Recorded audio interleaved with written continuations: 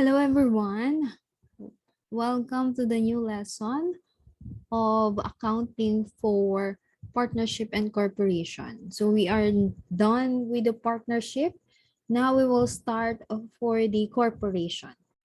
So this is the lesson 5, accounting for corporation, basic considerations. Okay, so it composed of these topics. Siyempre, we will define what is corporation, attributes of corporation, advantages and disadvantages of a corporation, classes of corporations, other classifications of corporations, steps in the creation of a corporation, articles of incorporation, bylaws, rights of the stakeholders, components of a corporation, classes of shares in general, minimum subscription and paid-in capital, the basic corporate organizational structure, corporate books and records. So ito yung compositions na binigay ko sa inyo na module. But we will add number 16, the one person corporation. Okay? So for this lesson, we have the following objectives. First is discuss the attributes of a corporation, enumerate the advantages and disadvantages of a corporation, discuss the classes of corporation, enumerate the other classifications of corporation, enumerate the steps in the creation of a corporation, explain the articles of incorporation, discuss the components of a corporation, discuss the classes of shares in general, determine the minimum subscriptions and paid-in capital, discuss the basic corporate organizational structure, and lastly, discuss the corporate books and records. So let's start with the first topic, which is the definition of the corporation. Okay, so a corporation is an artificial being created by operation of law, having the right of succession and the powers, attributes, and properties expressly authorized by law or incident to its existence. This is defined by the Corporation Code of the Philippines, Section 2. So, in the definition pa lang ng corporation, alam na natin kung ano yung advantages niya over sa sole proprietorship and the partnership. Diba? So, kailangan registered syempre ang corporation. And aside from that, meron siyang right of succession. So, hindi agad-agad nawawala sa nawawalan parang bula ang corporation. So, hindi siya ganon. So, definitely if the owner or the managing director or the president died, merong papalit. Or kapag nagbago na yung number of shares na pagmamayari ng isang corporations, nagbabago lang sino ang head. But still, the corporation is tuloy-tuloy pa rin ang transaction. Okay? So, let's see with the attributes. Actually, iisa-isahin pa rin natin yung definition ni corporations with the following attributes of a corporation. So, a corporation is an artificial being with a personality separate and apart from its individual stakeholders or members. So, meron siyang distinct personality. So, hindi ibig sabihin na ikaw ay stakeholders ng corporation. Ikaw na yon. So, magkaiba po. Okay? Yung individual shareholders, meron kang say with the corporation but you are a different personality. The next one, it is created by operation of law. So, hindi ka makapag-operate without the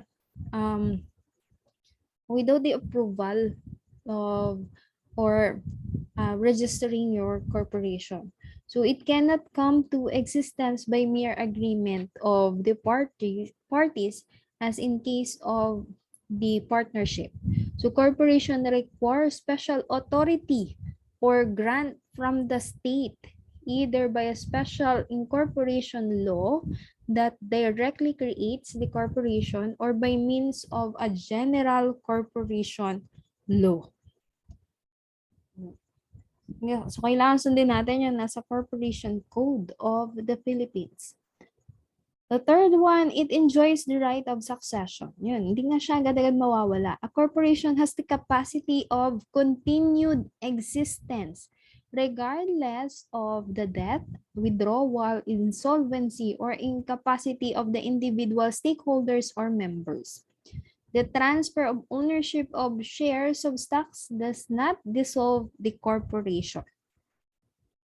That last, it has the power, attributes, and properties expressly authorized by law or incident to its existence.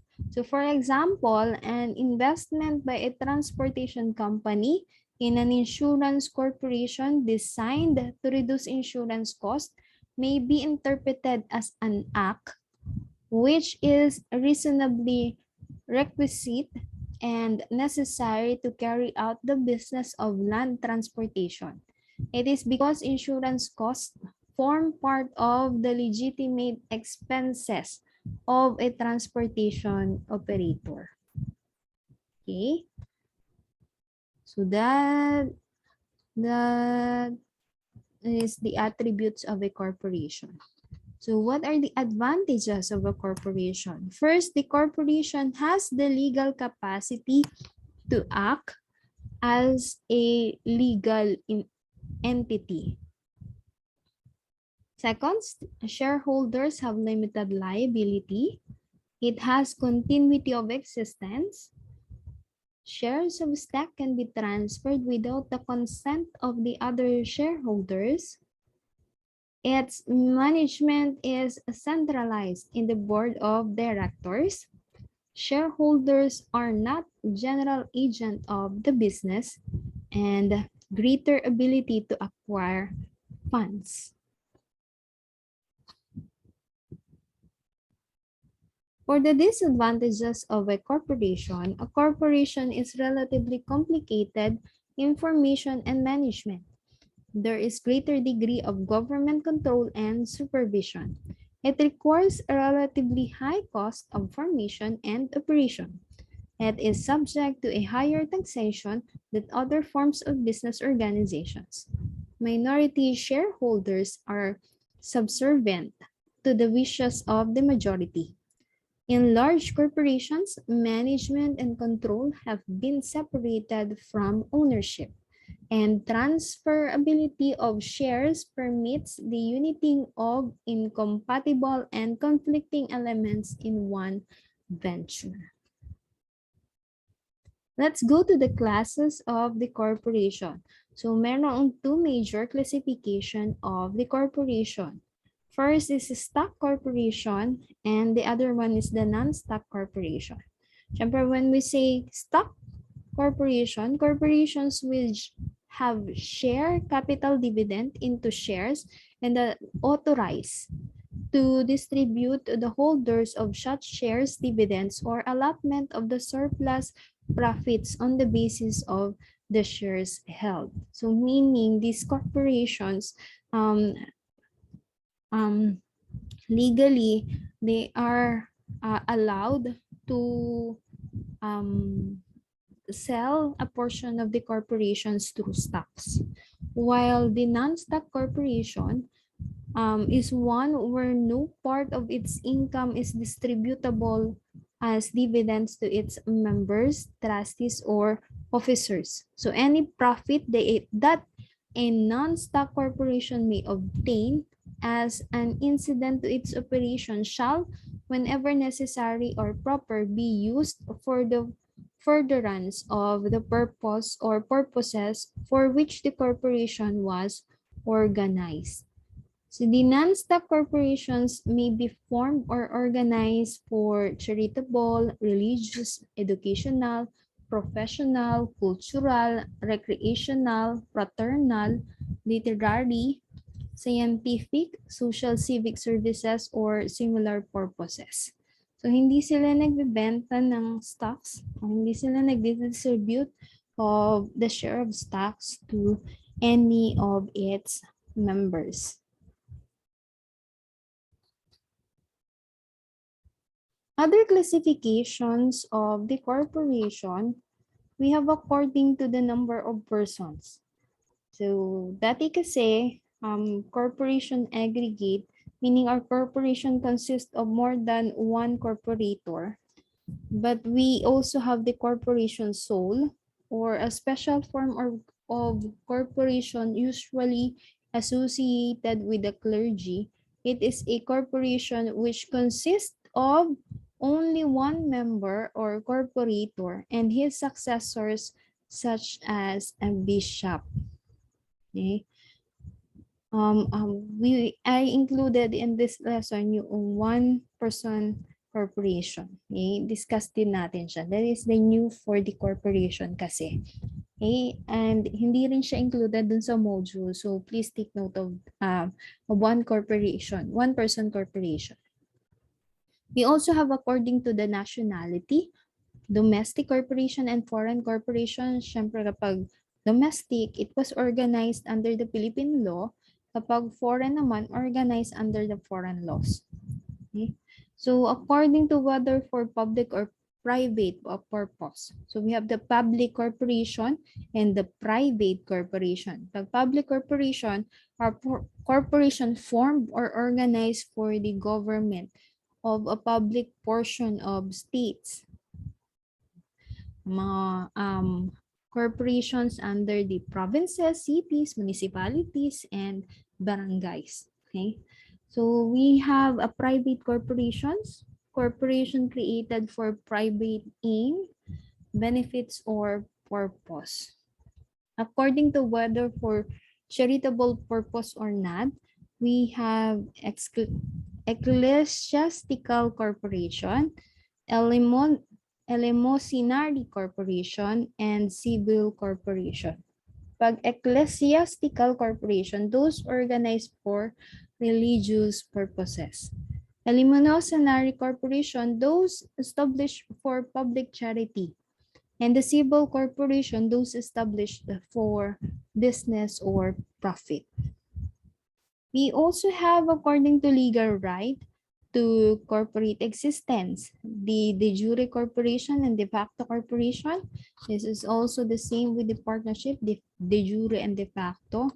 Kapag de jure, corporation existing in fact and in law is organized in strict conformity with the law. Pag de facto, existing in fact but not in law. Okay. According to degree of public participation with regard to share ownership, we have the closed corporation and open corporation. Closed corporation, a corporation whose share ownership is limited to selected persons or members of a family not exceeding 20 persons. Open corporation, a corporation where the share is available for subscription or purchased by any person. So normally, yung mga stock corporations natin are open corporation. Access to the relation to another corporation, parent or holding corporation, and the subsidiary corporation. A parent, a corporation that is related to another corporation that it has the power to either directly or indirectly elect the majority of the directors of a subsidiary corporation. Subsidiary corporation, controlled syempre by another corporation. Yun yung parent corporation. We have the steps in the creation of a corporation, promotion, incorporation, and the formal organization. So sa promotion, it is a process bringing together the incorporators or the persons interested in the business of procuring subscriptions or capital for the corporation and of setting in motion and machinery that leads to the incorporation of the corporation itself. So dati kasi, pag sinabi natin corporation, kailangan a set of stakeholders na willing to contribute to the formation ng corporation. Okay. So incorporation, this step includes the following. So we have the verification from the records of the SEC that the proposed corporate name is not the same or similar to an existing corporation. So kailangan i-check muna, ipapa-verify if yung gusto nyo maging name ng corporation is still existing. Di kasi pwedeng meron siyang kaparehas. So drafting and executing the articles of incorporations by the incorporators. And syempre, kailangan ng elected temporary treasurer. And the treasurer should also submit a sworn statement of assets and liabilities of the corporation.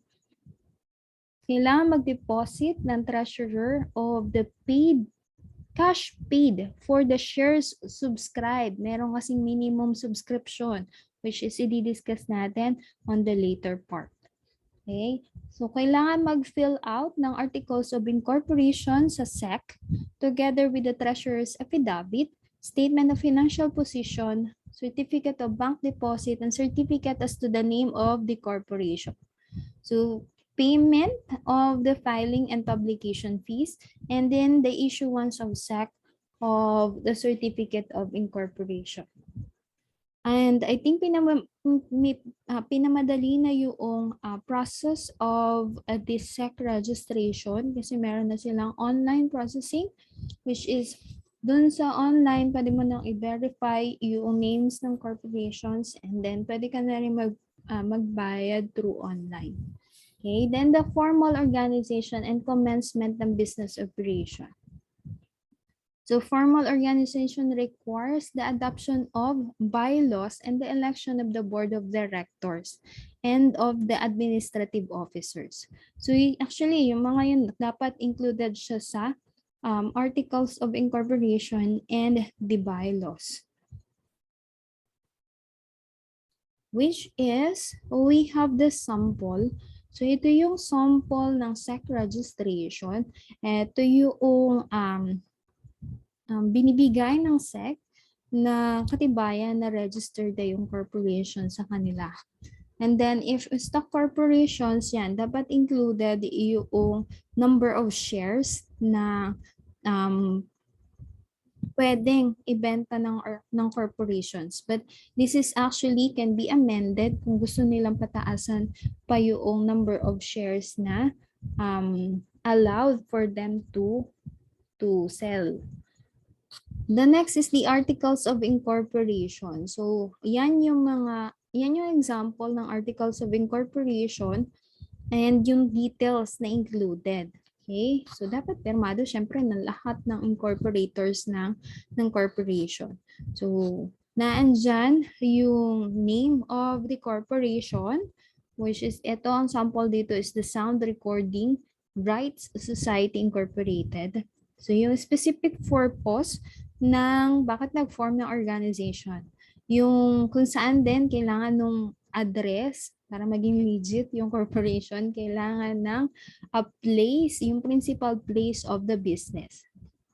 The term of existence, yung names and nationalities ng mga incorporators, kailangan nakalagay dyan. Number of the directors or trustees, which shall not be less than 5, not more than 15. Okay, the names, nationalities, and residences of the persons who shall act as director of the trustees until the first regular directors or trustees are elected and qualified. So yun nga, if stock corporation nakalagay yung authorized shares, the number of shares into which it is dividend, yung par value din. If no par value, dapat indicated din siya sa articles of incorporation. Yan. So, pirmado, syempre, ng lahat ng incorporators. And it was notarized. The next is the bylaws. So, for the bylaws, almost the same details, but syempre dito, may mga articles na specific kung ano ang dapat na nakalagay.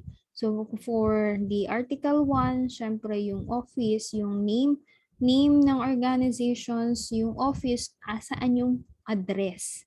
Okay? Yung Board of Trustees for the Article 2, Article 3, sino yung mga officers, Article 4, members, Article 5, members meeting. So ito yung example ng bylaws. We also have additional Article 6, funds and assets of the association, Article 7, financial transaction, Article 8, indicated if this is a fiscal year or calendar year, nagagamitin nila. Article 9, the seal, and Article 10 is the amendments.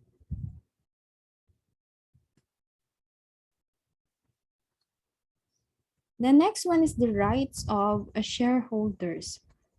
So the following are some of the rights of the shareholders. Right to be issued certificate of stocks or other evidence of share ownership and to transfer such as shares.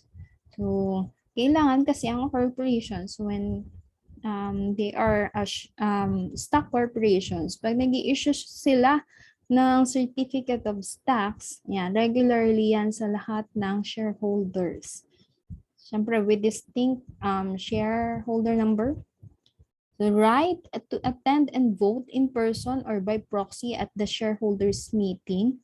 Right to elect and remove directors. Right to adopt, amend, or repeal the bylaws. Right to purchase a portion of any new shares issued to maintain the same percentage of stock ownership. This right is known as the preemptive right. However, this right is not absolute and may be denied. Right to receive dividends when declared. Right to inspect corporate books and records and to receive financial reports of the corporation's operations. Right to participate in the distribution of the corporate assets upon dissolution. So aside from those rights, we have the components of the corporation. So corporations must have the corporators, incorporators, shareholders, and members, subscribers, promoters, and underwriters. So ang corporators, sila yung composed of a corporation where a shareholders or member at any time. So this term includes incorporators, shareholders, or members. So yung corporators na term, sila din yung incorporators, shareholders, or member. So a partnership can be a corporator in a corporation, but a corporation cannot become a general partner in a partnership. Okay? So, hindi siya vice versa. Si partnership lang ang pwedeng maging corporator ng corporation. So, incorporators are shareholders or members mentioned in the articles of incorporation. So, sila yung original na nag-form or nagsimula ng corporation. Sila yung naka-signature sa articles of incorporation na nag-registered sa SEC. So shareholders or stockholders are corporators in a stock. So naturally, maybe natural or juridical persons. Members are corporators of a non-stock corporation. So kapag stock corporation, shareholders or stockholders ang tawag. Pag non-stock corporations, we have members. Subscribers are persons who have agreed to take and pay for original unissued shares of a corporation formed or to be formed. Okay, yung nag-subscribe ka, pero kahit hindi pa siya bayad, you just, the corporation issued you a number of shares. Okay. Corporators are persons who bring about or cause to bring about the formation and organization of a corporation. While the underwriters are usually investment bankers who have agreed alone or with others to buy at stated terms an entire or substantial part of the issues of securities.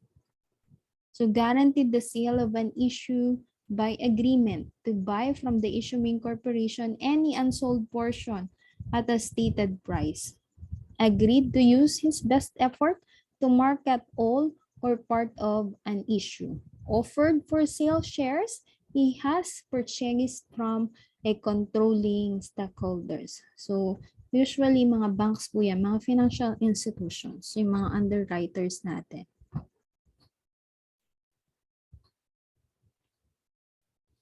The next one is the classes of shares in general. So first is the par value shares. Yan yung nakaspecify sa Articles of Incorporation, appealing on the certificate of stock, yung par value, magkano yung price ng isang share. Okay. No par value, one without any value appearing on the face of the certificate of stock. But kailangan merong minimum stated value of a no par value. So, dapat hindi siya bababa ng 5 pesos per share. No par value share is 5 pesos per share. Voting share, those issued with the right to vote. So, hindi porket meron kang shares na nabili sa isang corporations is may voting right ka. Okay? Kasi meron tayong non-voting shares. Those issued without the right to vote. Ordinary shares, these shares entitle the holder to an equal pro rata division of the profit without any preference. While yung preference shares, these shares entitle the holder to a certain advantages or benefits over a holder of the ordinary shares. So yung dalawang yan, yun yung the two types ng shares of stocks. Promotion share, those issued to promoters. Yung treasury shares, a stock that has been issued by a corporation as fully paid and later reacquired but not retired. Convertible shares, a stock which is convertible or exchangeable from one class to another class. The minimum subscription and paid-in capital. So according to the law, at least 25% of the authorized capital stock. Diba nakita nyo dun sa sample natin kanina na registration from SEC, yung total number of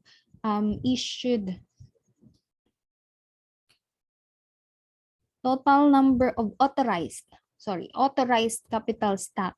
25% nun, kailangan ay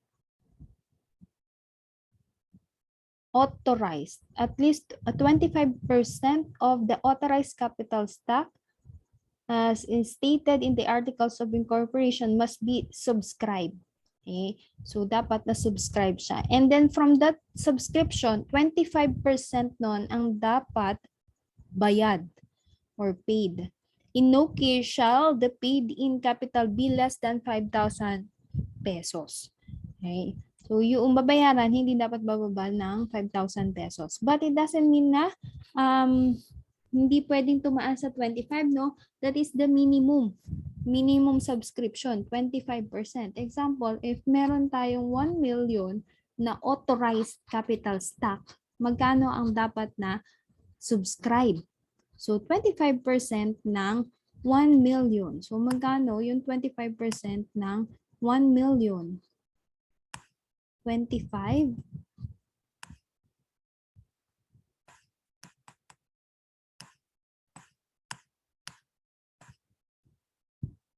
250,000. And if 250,000 ang subscribe, at least 25% ng 250 ang dapat bayad. So that is 62,500. So dapat nagbayad para sa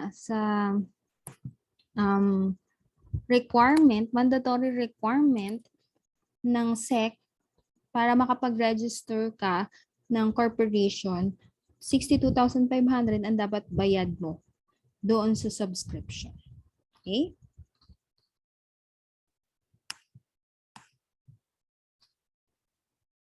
So the basic corporate organizational structure is Yan, ganyan. So, ang pinakang may control ng corporation is the stakeholders or the shareholders. So, they are the owners of the corporation. So, under them, di ba, may voting kung sino yung mga pwedeng umupo for the board of directors. So, from the board of directors, may voting sino ang pwedeng maging chairman, CEO, or president of the corporation. Diba? Then, the president, yan, pwede siyang magtalaga ng mga heads ng different departments. But the requirement, dapat merong assigned corporate secretary. Okay?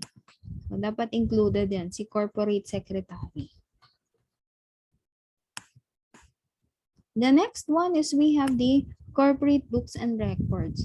So, every private corporations, stock or non-stock, required na meron tayong books and records. So, ito yung minimum na requirement sa corporation. Minutes book, stock and transfer book, books of accounts, subscription book, shareholders ledger, subscribers ledger, and stock certificate book. Okay. So as I mentioned earlier, we have additional topic which is about one-person corporation. So this is a new for the corporation. So in February 2019, Republic Act number 11232, otherwise known as the Revised Corporation Code of the Philippines, was introduced, and with it, the one-person corporation or OPC. So ano ang OPC? Ang OPC allows a single person, citizen man yan or foreigner, to form a corporation without the need for a board of directors or shareholders. With an OPC, the company owner is the director, sole shareholders, and the president. Siyempre, ikaw lang ang may-ari, nag-iisa ka. So, dati, siyempre, bawal yun, no? Kung single ang owner, nasa sole proprietorship siya. But now, meron ng improvement on the corporation, one-person corporation. Kung gusto mo na mag-process, kahit ikaw lang mag-isa ang magtatayo ng corporation, pwede na siya. Okay?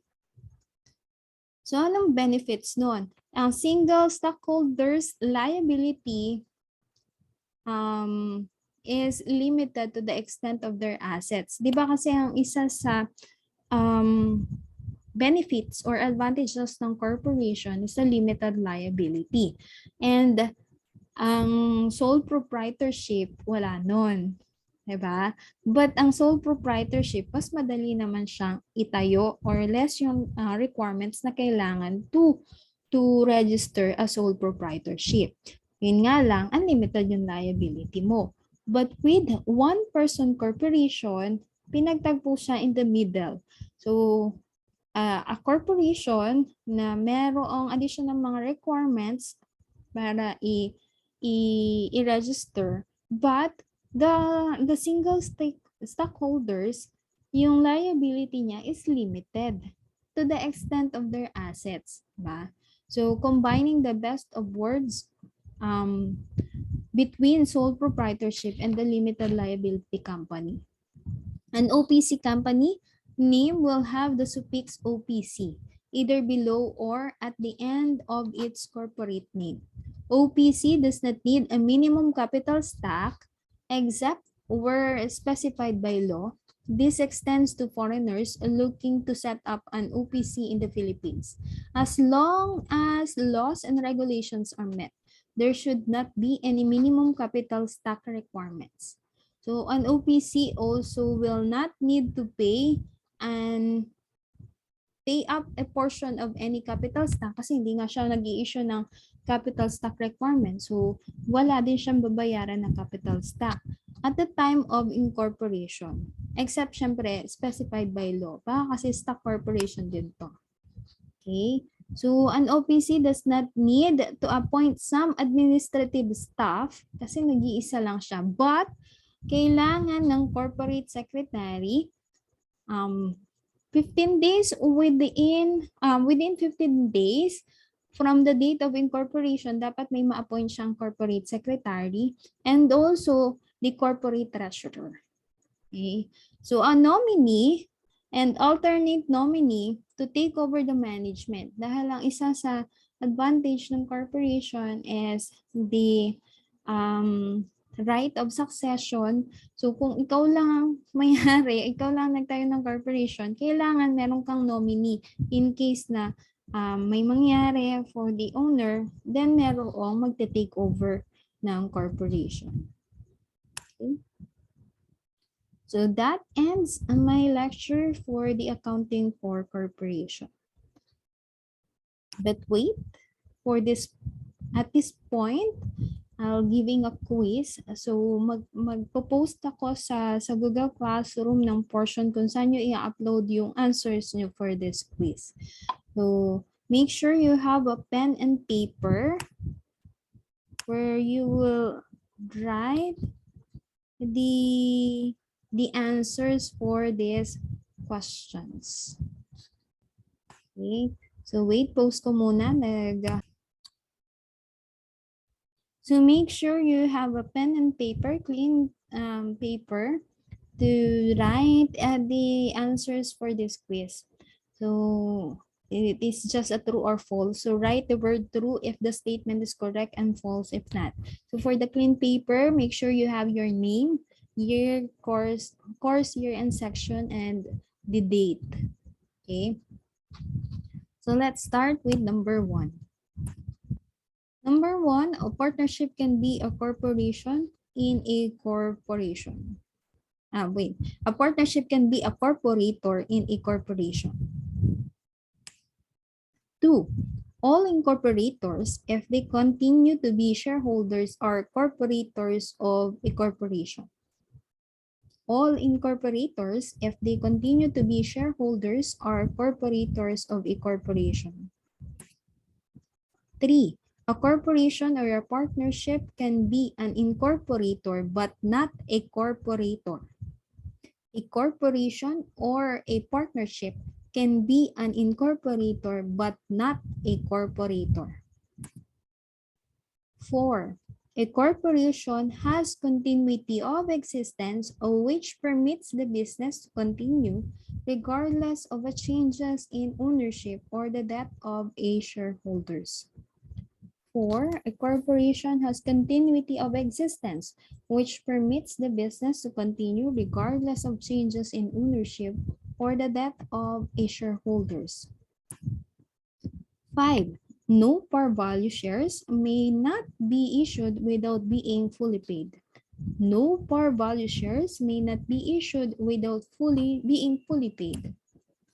6, a corporation is an artificial being with a personality separate and apart from its individual shareholders or members. A corporation is an artificial being with a personality separate and apart from its individual shareholders or members. Preference shares of stock may be issued with par or no par value. Preference shares of stock may be issued with par or no par value. 8, shares without par value may be issued for a consideration less than 5 pesos per share. Shares without par value may be issued for a consideration less than 5 pesos per share. Shareholders may be natural or juridical persons. At least 25% of authorized share capital must be subscribed, and at least 25% of a total subscription must be paid upon subscription. In no case shall the paid-up capital be less than 5,000 pesos. Shares of stock cannot be transferred without the consent of other shareholders. A corporation can come into existence by mere agreement of the parties, as in the case of partnership. The corporation code does not prohibit a corporate officer from occupying the same position in another corporation organized for the same purpose. A corporation can be held liable for personal indebtedness of a shareholder.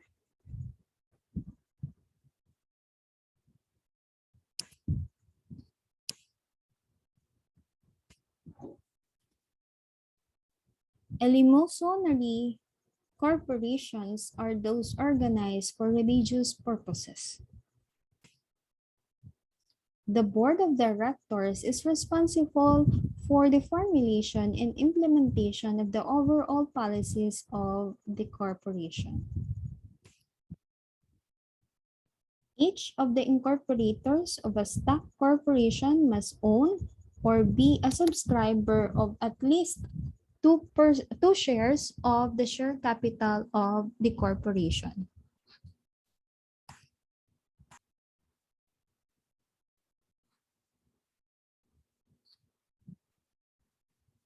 A corporation is created by agreement of the shareholders. A public corporation is one formed for the government of a portion of the state. Shareholders of a corporation elect the board of directors who, in turn, appoint the top officers of the corporation.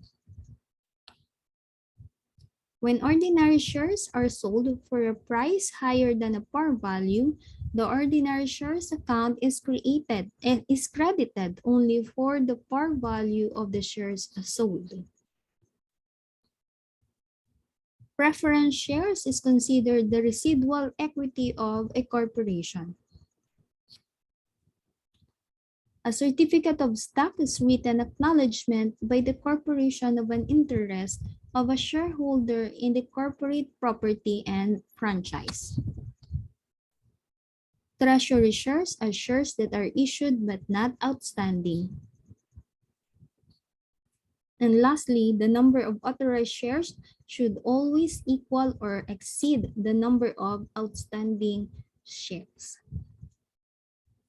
So make sure, mabilis po yung pagkakasabi ko, then pakibalikan na lang yung video, post nyo na lang po yung video. Okay, so that is 1 to 25, true or false. Make sure you answer it on a clean paper. Handwritten po ang tatanggapin ko, not a typewritten on a Word file. Okay, handwritten po, pen and paper. Pakipicturean, then you will upload it on our Google Classroom. Okay, see you next time. So, accounting na tayo and ang tawag dito, computational na po ulit for the corporation. Okay, thank you for your time and for listening for this lecture. See you next time. Bye, everyone.